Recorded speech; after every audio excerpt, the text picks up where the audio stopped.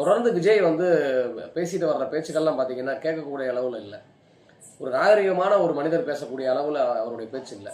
இன்னும் அவர் சினிமா பாணி பேச்சில் இருந்து மாறவே இல்லை. குறிப்பாக சொல்லணும்னா தேர்தலுக்கு முன்னாடி வந்து அவர் பிரச்சாரங்களில் எப்படி பேசுகிறாரோ அதே மாதிரி ஒரு பேச்சு வழக்கை வந்து சட்டசபையிலையும் பேசுகிறாரு, நன்றி அறிவிப்பு கூட்டமாக அதுலேயும் பேசுகிறாரு. இன்றைக்கி வந்து ஒரு இலவு விசாரிப்புக்கு போயிருக்காரு. இலவு வீடுன்னே சொல்லுவோம். ஒரு இலவு வீட்டுக்கு வந்து அவர் வந்து கேட்க போகிறார். அப்படி தான் இன்றைக்கி பேசுகிறது. இது வரைக்கும் அவர் போய் கேட்கல, யாரையும் போய் சந்திச்சு கேட்கல. ஸோ அப்போ என்ன செய்யணும் அப்படின்னா அந்த அந்த இடமே ஒரு மௌன இடமா இருக்கணும். ரொம்ப மௌனமாக இருக்கணும். ஒரு அமைதி இருக்கணும். அமைதியும் ஆரவாரமற்ற ஒரு சூழலும் இருந்தால் தான் அது ஒரு அஞ்சலி கூட்டமாகவோ அல்லது நினைவு கூறத்தக்க கூட்டமாகவோ, அவரே ஒரு வாயில் சொல்லியிருக்காரு, ஒரு நினைவு சின்னம் எழுப்பப்படும்ட்டு. அப்படி மாதிரி வாயில் சொல்லும் கூட அவர் சிரிச்சுக்கிட்டே சொல்கிறார்.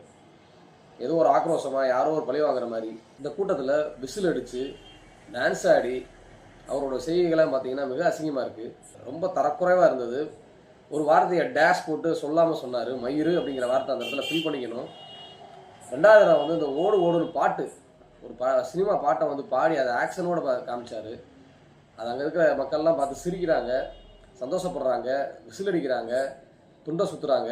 இதெல்லாம் பிரச்சார கூட்டமாக, ஒரு இரங்கல் கூட்டமாக நடத்தியிருக்கக்கூடாது. அதை ஒரு 10 நிமிஷமோ ஒரு 5 நிமிஷமோ மௌனாஞ்சலியை செலுத்தியிருக்கக்கூடாது. இன்னைக்கு அதெல்லாம் செய்யலை. இன்னொரு இடத்துல என்ன பண்ணுறாருன்னா, முன்னாள் முதல்வரை வந்து அதாவது எப்படின்னா சர்க்காஸ்டிக்காக சொல்கிறாராம். ஓடி போனவங்க அப்படின்னு சொல்லிட்டு, இல்லை நான் முன்னாள் முதல்வரை சொல்லலை அப்படின்னு சொல்லிட்டு அவரே குளத்தூரில் கொத்து போராட்டம் அப்படின்லாம் சொல்கிறாரு. இது மாதிரிலாம் என்ன லாங்குவேஜ்? ஒரு சிஎம்க்குரிய நாகரிகமாக அது. எனக்கு தெரிஞ்சு நான் வந்து எந்த காலத்தில் வந்து வாழ்றேன்னு பெருமைப்படுறேன் அப்படின்னா, கலைஞர் வாழ்ந்த காலத்தில் நம்ம வாழ்ந்தோம் அப்படின்னு பெருமைப்படுறோம். கலைஞர் இருந்தபோது கூட முன்னாள் முதல்வர் ஸ்டாலினை வந்து நம்ம பெருசாக யாருமே அவரை வந்து புகழலை, பாராட்டலை. அவரெல்லாம் இவ்வளோ திறமை மிக்கவரா, அவரெல்லாம் நிர்வாகம் செய்வாரா அப்படின்னு நினச்சிட்டு இருந்த காலத்தும் போய் கடந்த 5 வருஷ காலத்தில் அவரும் புதுசாக தான் முதல்வரானார். அவரும் 5 வருஷ காலத்தில் நாடு போற்றும் முதல்வராக இருந்தார். பல மாநிலங்கள் வந்து அவரோட நிர்வாக திறமையை மெச்சி இன்னைக்கு குளத்தூரில் அவர் தோக்கடிச்சதை பல பேர் திட்டிகிட்டு இருக்கான். இப்படி பண்ணிட்டீங்களடா அவரை அப்படின்ட்டு. அப்படிப்பட்ட முதல்வர்கள்லாம் பார்த்த நம்ம இந்த மாதிரி ஒரு முதல்வரை பார்க்கணும் அப்படிங்கிற ஒரு சாபக்கேடான நிலைமையில் நம்ம வாழ்ந்துட்டு இருக்கோங்கிறது தான் ரொம்ப வருத்தமாக இருக்குது.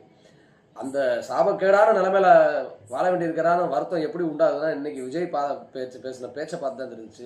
கண்ணியமும் சுய கட்டுப்பாடும் இல்லாமல் இந்த மாதிரி பேசுனா இதை பார்க்குற அங்கே இருக்கிற அவரோட ரசிக குஞ்சுகள் என்ன மாதிரி நிலைமையில இருப்பாங்க? சும்மாவே அந்த ரசிக குஞ்சுகள் வந்து மோசமான தற்கூறிகளாக இருக்காங்க. ஒரு சினிமா படம் பார்க்குற மாதிரியா இந்த கூட்டத்தை நடத்துறது? அசிங்கமா இல்லை? மிக கேவலமான செயல் நீங்கள் நடந்திருக்கு. விஜயோட பேச்சு வரலாற்றில் வந்து பல பேரால அசிங்கமான அருவருக்கத்தக்க நிகழ்வா நினைவு கூறப்படும்.